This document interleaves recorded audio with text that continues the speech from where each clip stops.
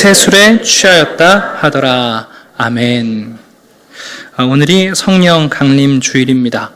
요한복음 14장과 15장을 보게 되면 예수님께서 제자들과 마지막 식사를 하시는 자리에서 5번이나 내가 가면 또 다른 보혜사이신 성령님을 너에게 보내주겠다 하고 약속하시는 장면이 나옵니다.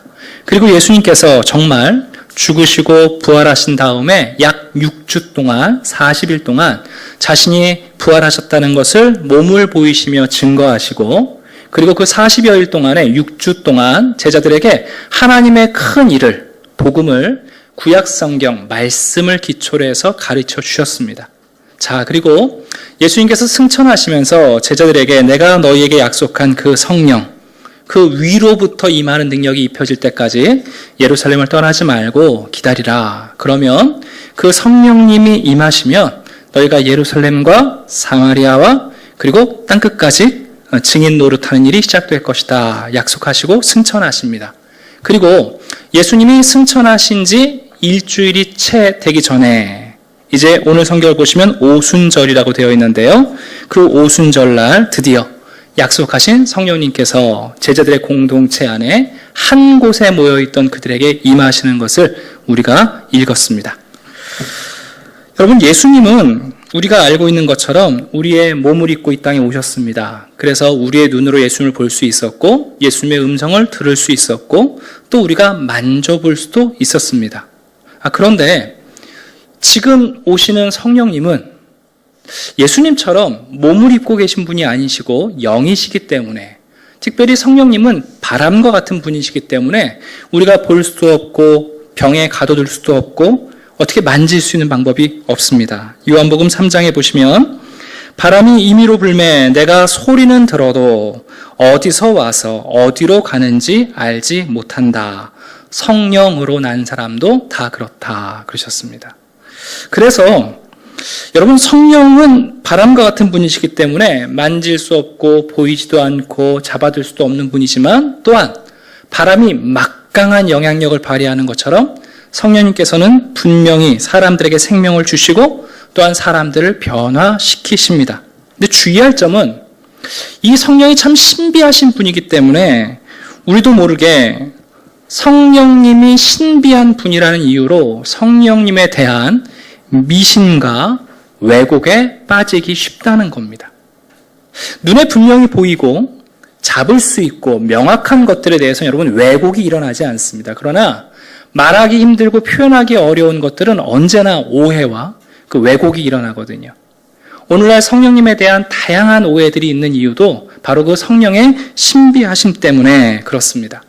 제가 누누이 말씀드리고 올해 초에 우리가 4주간 동안에 새가족 성역 공부를 할 때 제 3주 차에 성령에 대해서 분명히 말씀을 드렸는데, 그래서 성경은 어떤 체험이나 현상을 가지고 이해하는 것이 아니고 성령님에 대해서 가장 정확하게 알고 계시고 분명하게 설명하신 예수 그리스도의 말씀, 그리고 구약에서부터 성령님이 소개되어 등장하는데 그 모든 말씀을 통하여 성령님을 이해하는 것이야말로 성경에 대한 잘못된 미신과 오해를 불식시키고 그리고 성령님을 분명히 이해하고 교제할 수 있는 비밀이 있습니다. 오늘 저는 여러분들과 함께 아주 익숙한 본문이죠. 사도행전 2장은 성령 그러면 오순절 강림 사건이 떠오르고 또 우리가 오늘 이 본문을 읽다 보면 신비한 사건이 우리를 사로잡습니다. 그러나 이 신비한 사건 때문에 많은 사람들이 성령님에 대해서 오해하는 부분들이 종종 있습니다. 어떤 부분에서 우리가 성령님을 오해하는지 오늘 4가지 정도를 여러분과 함께 확인하려고 합니다. 제가 멀티미디어 자료도 준비했거든요. 그러니까 기대하시고. 네. 자, 첫 번째입니다. 대체 성령님께서 언제 오셨는가 하는 거죠. 우리 한번 2장 1절을 볼까요? 어떻게 되어 있습니까? 오순절날이 이미 이름에 그렇게 되어 있어요. 그런데 우리가 한 가지 주의할 것이 뭐냐면 사도행전 1장과 2장이 시간적으로 연결되어 있지 않다는 것을 많은 사람들이 오해를 해요. 네. 사도행전 1장을 읽고 나서 바로 2장을 읽으니까 1장에 있었던 사람들, 장소, 그리고 1장의 모습을 그대로 2장에서 전제하고 2장을 읽어갈 때가 있습니다. 본래 이제 서방 본문이라고 하는데 다른 사본에는 요 1장과 2장 사이에 어떤 말씀이 있냐면 그 날들이 다 지나고 라는 말이 들어가 있어요. 다른 사본에는. 근데 이제 우리가 쓰고 있는 사본은 그 본문을 채택하지 않았습니다만은 그 얘기는 뭐냐면 1장과 2장 사이에는 간격이 있다는 거예요. 1장의 장소가 2장에서 동일하지 않고 1장에 모였던 사람들이 2장에 그대로 있는 게 아니에요. 대표적인 예를 들어드리면 여러분 1장 15절을 잠깐 보시겠어요? 자, 1장 15절을 보게 되면 모인 무리의 수가 몇 명이에요? 이 중요해요. 약 120명이에요. 그래서 우리가 1장을 읽고 바로 2장으로 넘어오면 2장에서 오순절 성령 강림 때도 그때 몇 명이 있었다고 생각하기 쉽냐 하면 120명이 있었다고 생각하기 쉬운 거예요. 그러나 그렇지가 않아요. 또 1장에서는 제자들이 어디서 모였죠? 다락방에 모였어요. 그래서 우리도 모르는 사이에 2장에 있는 성령 강림 사건도 어디서 있었다고 생각하냐 하면 다락방에서 있었다고 생각을 하는 거예요. 근데 그렇지 않은 거죠. 그리고 여러분 1장과 2장을 오해하시면 안 되는 것이 2장의 사건이 여러분 대낮, 오전에 있었던 일이에요. 우리 2장 중간쯤 가게 되면 사람들이 야 너희들 술 취한 거 아니야? 그럴 때 베드로가 뭐라고 그러냐면요. 15절 보시면 2장 15절 때가 제3시니 야 지금 오전 9시다. 누가 아침부터 오전 술을 먹겠냐. 얘기를 한다고요. 이 성령 강림 사건은 여러분 깊은 밤 어둠 속에서 벌어진 것이 아니고요. 새아침, 밝은 아침에 벌어진 일이라는 것을 알게 됩니다. 자, 그러면 이제 한 가지 또 중요한 것. 그렇다면 이 성령 강림 사건이 벌어진 것은 어디인가 하는 거예요. 많은 그 성도님들이 이제 습관적으로 다락방에서 성령 강림 사건이 있었다고 생각을 하는데 실제로 여러분 사도들은요 다락방에서 모이지 않았습니다. 다락방에서 모였던 것은 아주 특별한 예외적인 상황이고요. 보통은 성전에서 모였습니다. 제가 이렇게 얘기하면 어떤 분들이 이런 생각을 하세요. 어이구, 예수님을 잡아 죽인 로마 군인들과 유대 지도자들이 성전에서 공개적으로 돌아다니면 사도들을, 제자들을 가만뒀겠는가? 가만뒀습니다. 무슨, 지금 여러분 사도행전 1장의 배경이 북한 지하 성도들처럼 숨어가지고 예배드리는 그런 상황이 아닙니다. 그건 우리가 자꾸 오해하는 거예요. 우리 한번 누가복음 24장 54절을 찾아볼까요? 누가복음 24장 54절입니다. 본래 누가복음과 사도행전은 누가가 쓴 전후 편이에요. 같은 책이고 연결되어 있습니다. 자, 누가복음 24장 53절 제일 마지막 구절 우리 같이 한번 읽어볼까요? 자, 시작. 네, 누가가 말합니다. 예수님이 승천하신 다음에 사도들이 어떻게 했는가? 항상 늘 성전에서 모여서 찬송하고 교제했다는 것을, 기도했다는 것을 기록하고 있습니다. 그러니까 다락방에 모였던 것은 아주 특별한 예외 상황이고요. 보통은 사도들이 어디서 모였는가? 제자들이 성전에서 모였습니다. 조금 더 구체적으로 말씀드리면 오늘 이 오순절 강림 사건은 다락방이 아니라 어디서 모였냐면 성전 안에 있는 솔로몬 행각에서 모였습니다. 물론 여기 2장을 보게 되면 우리가 이런 생각을 할 때가 있어요. 2절에 보시면 그들이 앉은 온 집 이렇게 되어 있어서 오이코스라는 이 말이 그럼 가정집 아니냐? 그게 아니고 유대인들은 여러분 성전을 하나님의 집으로 그냥 불렀습니다. 그러니까 여기서 말하는 집이 꼭 가정집이 아니고 성전을 의미합니다. 사도행전 3장과 5장에 보시게 되면 사도들이 어디에 모였는지 또 한 가지 증거를 이렇게 기록하고 있어요. 제가 한번 읽어드릴게요. 베드로와 요한을 붙잡으니 모든 백성이 크게 놀라며 달려나아가 솔로몬의 행각이라 불리우는 행각에 모였다. 또 5장에도 사도들의 손을 통하여 민간에 표적과 기사가 많이 일어나며 믿는 사람들이 다 마음을 같이하여 솔로몬 행각에 모였다. 이렇게 되어 있어요. 여러분 일반 가정집에 다락방문이 아무리 커도 3,000명이 들어갈 수가 있을까요? 지금 오순절 성령 강림 사건 때 베드로가 설교하고 3,000명이 회심해서 여러분 첫 성도들이 만들어지거든요. 여러분 3,000명이 들어갈 정도 되시면 예배당 중에서도 아주 거대한 예배당입니다. 그래서 집이 아니라는 거죠.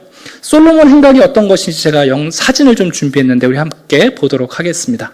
네, 이게 예수님 당시의 성전의 모양입니다. 가운데 약간 작은 사각형으로 볼록 튀어나온 곳이 본 성전에 해당돼요. 지성소와 성소가 있고 제사를 지내는 곳이고, 그 외에 이게 터전이 뭐냐면 남성들만 들어갈 수 있는 곳, 그리고 여긴 나오지 않습니다만 더 넓게 여인들의 뜰, 그 다음에 더 큰 공간이 이방인의 뜰로 구성되어 있습니다. 솔로몬 행각은 바로 저 남성들이 들어갈 수 있는 곳에 디귿자로 쳐져 있는, 보이시나요? 네. 기둥들이 쭉 세워져 있어요. 631개의 기둥으로 만들어져 있는데 담과 문이 없는 일종의 주방과 같은 곳이에요. 네.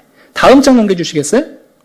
자, 이 사진을 보시면 제일 좌측에 보이신 저 수많은 기둥들, 젓가락같이 되어 있는 것이 행각의 위치입니다. 한 장 더 넘겨주십시오. 네. 반대편에서 본 행각의 모습이고, 한 장 또 넘겨주세요. 자, 이게 실내에서 보게 되면 이렇게 생겨 있어요. 자, 한 장 또 넘기겠습니다. 네. 한 장 또 넘겨주시고, 네. 한 장 또. 네. 사진이 좀 너무 확대됐는데요. 다음 장. 네. 또 다음 장. 네. 이게 이제 실질적으로 그림을 보시게 되면 이런 그림이라고 보시면 되는 거죠. 네. 이해가 가시죠? 네. 제가 이렇게 설교하면 가끔 목사님이 잘못하시는 거 아닌가, 제 얘기가 아니고 F.F. 프루스 신약학자로서 가장 권위가 있는 분이시고요. 또 많은 학자들이 이렇게 가리켜요. 근데 우리도 모르는 사이에 잘못된 오해가 정설처럼 자꾸 받아들여지거든요. 지금 이 솔로몬 행각에서 사도들이 모여 있었던 거예요. 또 한 가지 오해가 뭐냐면 예수님께서 성령을 기다리라라는 말씀 때문에 사도들이 열심히 기도하다가 성령이 임했다는 착각이 우리 가운데 있습니다. 여러분, 성령은 기도할 때 임하신 것이 아니고요. 놀라지 마십시오. 사도들이 말하고 대화할 때 성령이 임하셨습니다. 이게 무슨 내용이냐 면 이 솔로몬 행각에서 사도들이 모여서 예수님에 대해서 복음을 전하는 거죠. 오순절 때 제사를 지내기 위해서 여러분 디아스포라, 우리가 읽었던 이 수많은 사방 지역에서 왔던 사람들이 제사를 지내려고 회랑, 이 행각에 모여서 율법 이야기도 하고 이스라엘 얘기도 하고 대화를 나누고 있는 거예요. 그때 사도들은 그 사람들과 함께 예수 그리스도의 복음에 대한 이야기를 나누고 있는 거예요. 근데 말이 잘 안 통하잖아요. 이 사람들이 지금 애국말을 쓰고 소아시아 말을 쓰고 이러니까 사도들이 애써서 헬라어와 아람어와 히브리어로 예수 그리스도의 복음을 전하는데 그들이 잘 알아듣겠어요? 못 알아듣겠어요? 잘 못 알아듣는 거예요. 약 40여일 전에, 50여일 전에 이 유대 땅에 있었던 예수 그리스도의 그 죽으심과 부활을 지금 소개하고 전해야 되는데 서로 말이 다르니까 잘 통하지 않는 거예요. 여러분, 그때 하나님께서 성령을 보내주신 거예요. 자, 우리 2장 3절부터 제가 4절까지 읽겠습니다. 마치 불의 혀처럼 갈라지는 것들이 그들에게 보여 각 사람 위에 하나씩 임하여 있더니 그들이 다 성령의 충만함을 받고 성령이 뭐하게 하심을? 말하게 하심을 따라 다른 언어들로 말하기를 시작했어요. 그래서 이 오순절 강림 사건, 여러분, 기도할 때 임하신 것이 아니라 놀랍게도 하나님의 큰 일, 복음을 말이 잘 통하지 않는 사람들에게 예수 그리스도를 전할 때 그 답답한 이 진리를 제대로 전하고 싶은 이 사도들의 열망, 그 열망 위에 하나님께서 성령을 부으셔서 서로의 언어가 통역자도 없이 해석자도 필요 없이 소통되게 하시는 거예요. 그래서 11절 보시면 사방에서 온 사람들이 이제 통역자도 필요 없이요, 사도들의 말을 분명하게 알아듣게 된 거예요. 그래서 11절 보시면 그들이 이렇게 말합니다. 우리가 다 우리의 각 언어로 하나님의 큰 이름을 말함을 듣는다. 이렇게 적고 있는 겁니다. 이해가 가시죠? 좀 여러분이 성령 강림에 대한 그림이 조금 다르게 다가오시나요? 네, 성전에 아침에 일찍 들어가서 기도 시간에 들어가서 거기 보니까 그동안에 만나지 못했던 사방에서 온 디아스포라 유대인들이 와서 오순절 제사를 준비하고 있는 거죠. 사도들이 이들에게 예수 그리스도를 전하고 싶은 거예요. 그러니까 저 행각 안에 사람들을 초대해서 같이 얘기하는 거죠. 야, 예수님이 계셨는데 이분이 얘기를 하는데 말이 잘 안 통하는 거예요. 또 모인 사람들의 언어가 너무 다양하니까. 그때 하나님께서 성령을 강림하게 하시고 그들의 언어를 통일하게 하셔서 서로 알아듣게 하신 거예요. 그래서 하나님의 말하게 하심을 경험하게 되는 것을 보게 됩니다. 자, 그리고 이제 한 가지 더 규정할 것은 뭐냐면, 여러분, 성령 강림 사건은 반복적으로 일어나는 사건이 아니라 단회적인 사건이에요. 우리 한 장 더 그림을 마저 보여주시기 바랍니다. 자, 이것이 아주 중요한 것인데요. 많은 분들이 성령 강림 사건을 어떻게 이해하냐면, 주님 오늘도 우리에게 성령을 보내주시옵소서, 성령을 보내주십시옵소서라고 생각을 해요. 그 그림이 저 위쪽에 있는 그림이에요. 성령님께서 우리가 열심히 기도하면 임하셔서 우리를 충만하게 하신다고 생각하는 거예요. 네. 늘 계속해서 반복해서 내려오시는 거죠. 이게 맞아요? 아니면 다른 의견은 뭐냐면 밑에 그림인데요. 오순절 성령 강림 사건은 단회적이고 구체적인 사건과 공간에서 벌어졌던 한 번의 사건이에요. 그러니까 이 순간에 이미 오신 성령께서 그 다음은 올라갔다 내려갔다 올라갔다 내려갔다 하시는 게 아니라 이미 제자들 가운데 임재하신 성령님께서 그 밑에 그림 보시면 지속적으로 우리 가운데 역사하시는 그림이에요. 여러분, 성령 강림 사건은 위의 그림이 아니라 아래 그림이에요. 한국교회는 성령을 다분히 위의 그림으로 이해를 해요. 그래서 어떤 생각을 갖고 있냐면 위의 그림처럼 성령을 이해하게 되면 단절이 생겨요. 성령님이 역사하시지 않은 순간이 있다고 생각하게 되고, 그리고 우리가 어떻게 해서든지 성령이 우리 가운데 임재하실 수 있도록 우리가 노력을 해야 된다고 생각을 하는데, 이건 정말 무식한 얘기예요. 여러분, 예수님께서 성육식을 하신 사건이 반복적인 사건이에요? 아니죠. 마리아에게 잉태하셔서 이 땅에 태어나셨고, 그분이 공생애를 사시고 한 번 죽으셨고 한 번 부활하셨어요. 단회적인 사건인 것처럼 또 다른 보혜사로 이 땅에 오신 성령님 역시 이건 반복적인 사건이 아니라 단회적인 사건이에요. 이 얘기는 뭐냐면 사도행전 2장에 있는 사건은 우리가 또 체험해야 되는 표준 체험이 아니라는 거예요, 여러분. 이것은 이 한 번의 사건으로 충분한 거예요. 이미 이때 임재하신 성령께서 이제는 우리 가운데 예수님이 제자들과 동행하셨던 것처럼 교회 안에, 성도들 안에서 평행적으로 여전히 꾸준히 일하고 계신다는 것을 우리가 믿어야 되는 거예요. 그래서 우리가 성령의 충만을 간구할 때 하늘에서부터 또 다른 성령이 내게 임하시는 것이 아니라 이미 사도들을 충만케 하셨고 초대교회를 충만케 하셨던 그 성령이 이미 우리 가운데 계신 거예요. 그 성령이 나로 하여금 다시 예수 그리스도에 대해 깊은 관심을 갖게 하고 그 예수님을 사랑하게 만들고 그분의 말씀에 순종하게 만드는 그 열망을 회복하는 것이지 또 다른 성령님이 우리 가운데 다시 임재하시는 역사를 기대하는 게 아니에요. 제가 오늘 4가지 수정을 좀 해드렸어요. 우리 한샘교회 성도님들은 이렇게 성령님을 이해하셔야 돼요. 자, 다시 제 얼굴로 돌아갔습니다. 자, 그런 면에서 오늘 여러분들과 함께 이 말씀을 전하면서 오늘 이 본문을 통해서 여러분들에게 3가지 성령에 대한 말씀을 전하고 말씀을 마치려고 합니다. 첫 번째입니다. 여러분, 성령님은 어떤 영이신가, 어떤 인격이신가? 저를 한번 따라해 보시겠어요? 성령님은 생각하고 말하게 하시는 영이다. 우리 한국교회는 자꾸만 성령을 이상한 푸닥거리랑 관련지어서 생각할 때가 많아요. 근데 여러분, 성령이 하시는 가장 중요한 사역은 뭐냐면 생각나게 하시고 말하게 하시는 사역이에요. 예수님께서 요한복음 14장 26절에서 이렇게 말씀하십니다. 보혜사, 곧 아버지께서 내 이름으로 보내실 성령, 그가 너희에게 모든 것을 가르치고 내가 너희에게 말한 모든 것을 생각나게 하시리라. 성령이 우리 가운데 오셔서 하시는 가장 중요한 사역은 뭐냐면 생각나게 하는 거예요. 예수님에 대해서, 예수님이 하신 말씀에 대해서 분명하고 정확하게 생각나게 하셔서 그 말씀을 그대로 말하게 하시는 거죠. 그래서 오늘 본문에 있는 것처럼 사도행전 2장 4절 제가 다시 한번 읽어드리면 그들이 다 성령의 충만함을 받고 벌어진 일이 뭐냐? 성령이 말하게 하심을 따라 말을 하게 되는 거예요. 그러니까 성령님이 우리를 사로잡으면 여러분 먼저 어떤 일이 벌어질 줄 아세요? 우리의 생각에서 예수 그리스도에 대한 생각이 짙어져요. 그리고 우리의 말이 바뀌어요. 더 나아가 우리에게 생각나게 하시고 우리의 언어를 바꾸신 그분이 우리의 생각을 또한 지키시는 일을 하십니다. 여러분 사도행전 10장 19절에 보게 되면 이런 말씀이 있는데요. 베드로가 그 환상에 대하여 생각할 때 성령께서 그에게 말씀하셨다. 그렇게 되어 있어요. 성령이 우리에게 말씀하시는 것은 어느 날 갑자기 천둥소리처럼 들리는 게 아니에요. 하나님의 말씀이 생각나고 내가 그 말씀을 누군가에게 분명히 전하고 싶고 그리고 그 말씀을 내가 생각할 때 여러분 그때 성령께서 우리에게 말씀하세요.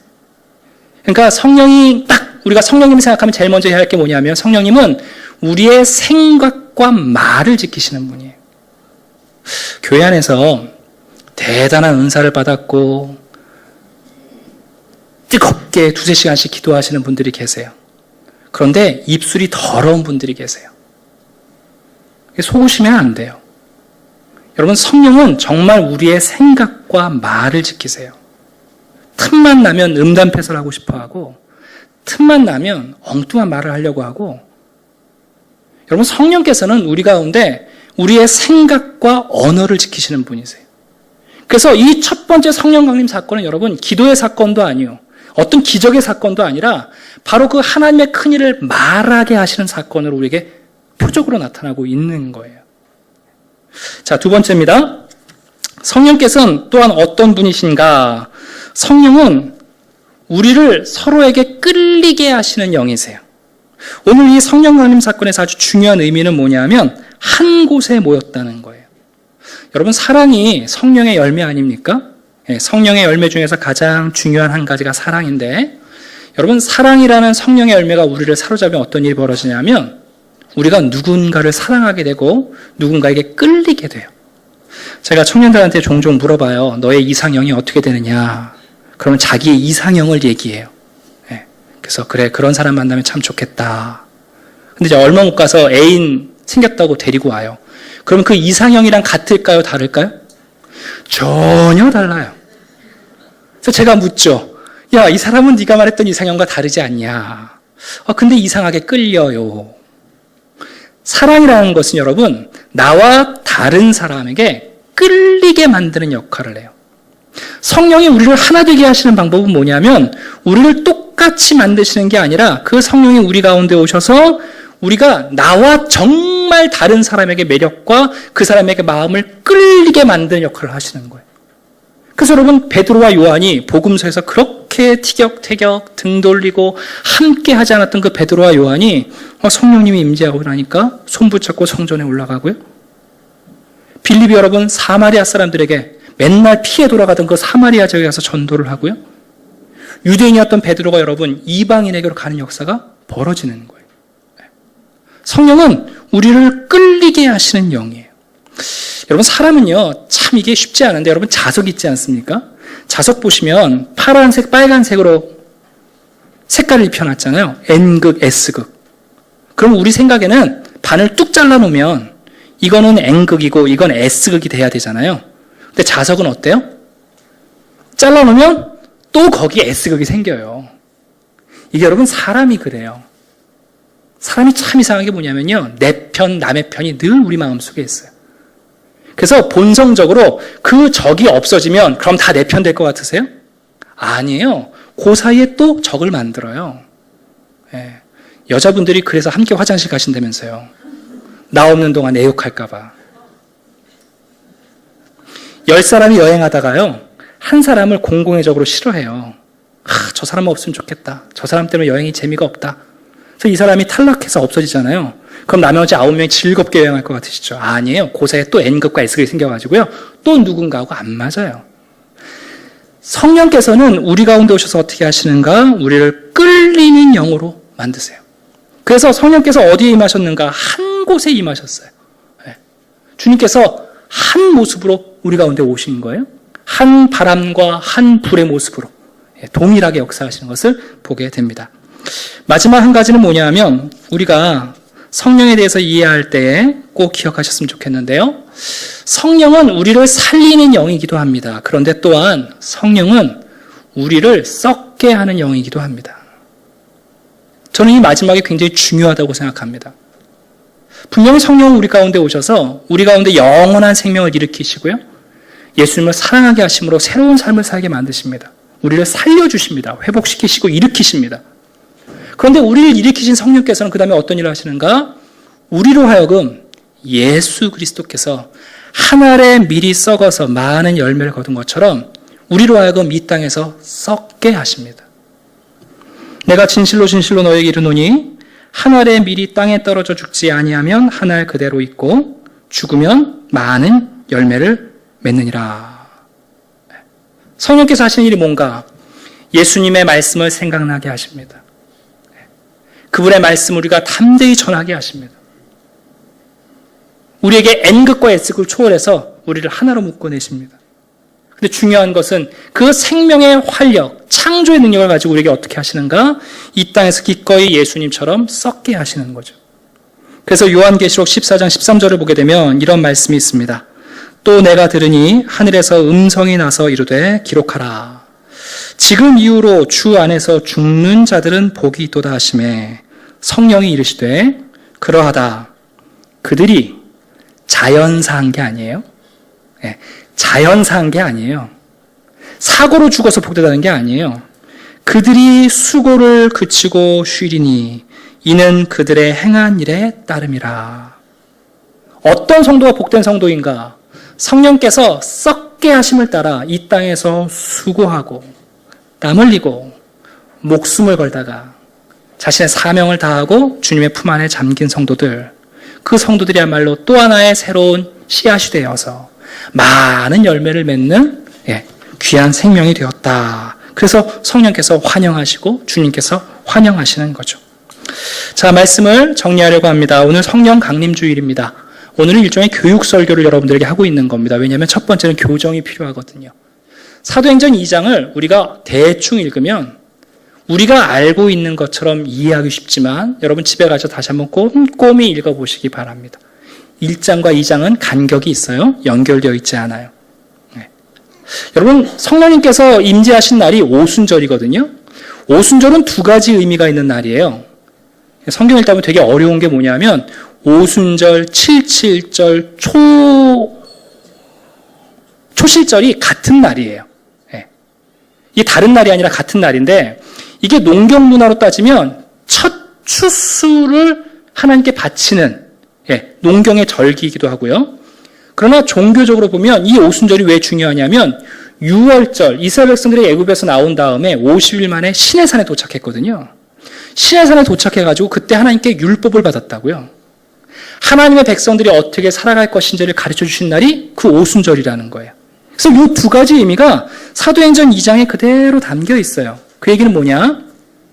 사도행전 2장에서 우리가 관심을 가져야 할 것은 불이 뭐냐, 바람이 뭐냐, 방언이 뭐냐, 거기가 그게 중요한 게 아니에요. 정말 중요한 것은 뭐냐면 이 오순절날 성령이 임하심으로 3,000명이라는 첫 번째 열매를 맺었다는 게 중요한 거예요. 우리가 이 장을 읽으면서 여기에 관심을 못 가져요. 이 3,000명의 첫 회심자들 어떤 사람들입니까? 거기 3,000명 중에는 바데인, 메데인, 엘라민, 메소포타미아인 여러분 당시 전 지역에서 온 사람들이 다 함께 모여 있어요. 그러니까 예수님이 장차 온 세상의 복음이 편만해져서 주인이 되실 것을 지금 압축적으로 보여주는 첫 열매를 지금 거둔 거예요. 이게 오순절 사건의 여러분 의미예요. 그리고 두 번째는 뭐냐면 시내산에 도착해서 하나님의 백성이 어떻게 살 것인가를 율법을 받은 것처럼 이제 성도들은 어떻게 살 것인가? 성령을 따라 행하라. 성령을 따라 살라. 그 성령님이야말로 성도들이 살아가는 모든 삶의 기준이 되신다는 것을 지금 보여주고 있는 사건이에요. 그러니까 사도행전 2장을 읽으시면서 야 이것이 모든 성도가 해야 하는 표준 체험이라고 이해하시면 둘 중에 하나예요. 난 이런 체험 못했는데 하는 죄책감. 그리고 이런 체험을 하는 사람들 보면 질투심이 일어나죠. 그런 거 아니에요, 여러분. 아까 그림을 꼭 기억하세요. 성령 강림 사건은 매번 반복되는 사건이 아니에요. 성령님은 단절되지 않으세요. 이 사도행전 2장에서 임재하신 성령께서 그 다음에 사도들과 교회 역사 가운데 지금도 면면하게 흐르면서 역사하고 계신 거예요. 그리고 이 오순절 사건의 의미는 무엇인가? 이 전 세계 각지에서 왔던 이 첫 번째 열매 사람들, 지금 이 열매 사람들을 하나님께 바치는 사건, 오순절 제사요.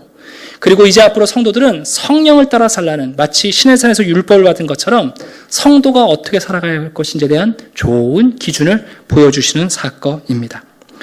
마지막 한 가지는 꼭 말씀드리고 가야겠습니다. 이렇게 얘기하면 그 좋은 성령님을 어떻게 받을 수 있는가 궁금하시죠? 별로 안 궁금하신가요? 이미 다 받으셨을 테니까. 자, 오늘 본문 38절 보겠습니다. 2장 38절과 39절입니다.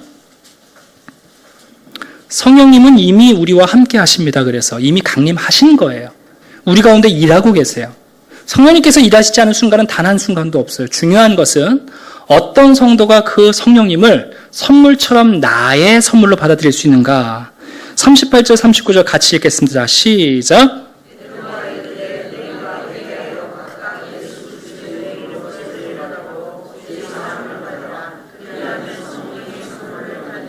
이 약속은 너희와 너희 자녀와 모든 먼 땳사람 곧 주 우리 하나님이 얼마든지 부르시는 자들에게 하신 것이라 하고. 성령을 받는 것은 결코 어렵지 않아요. 분명히 베드로가 뭐라고 말했냐면 얼마든지 주세요. 하나님은 성령님을 아끼지 않으세요.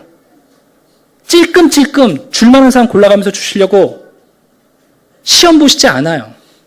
어떤 사람이 여러분 성령의 임하심을 자신의 체험으로, 자신의 영으로서 받아들일 수 있는가?